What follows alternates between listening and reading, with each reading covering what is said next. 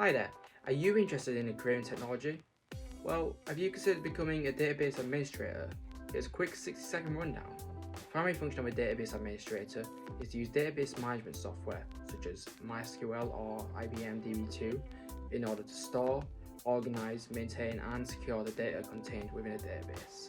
By doing this, a database administrator ensures an organization's databases and related applications operate functionally and efficiently, allowing the software which makes use of the database to continue to run smoothly, as well as helping to prevent against issues which inevitably will arise when running software that makes use of databases. As well as helping to maintain databases, database administrators are also involved in the planning and development of the database.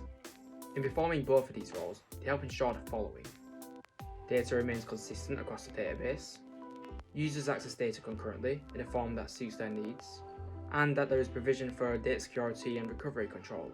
In order to perform well in this role, the following soft skills and technical knowledge are required: being detail-oriented, organizational skills, problem-solving skills, communication and interpersonal skills, and familiarity with computer operating systems and database technology. If you have any questions on this topic, be it the terminology used or anything else, feel free to ask in the comments below. And if you want to see more content like this, feel free to follow us at SkillStruct on all major social media platforms.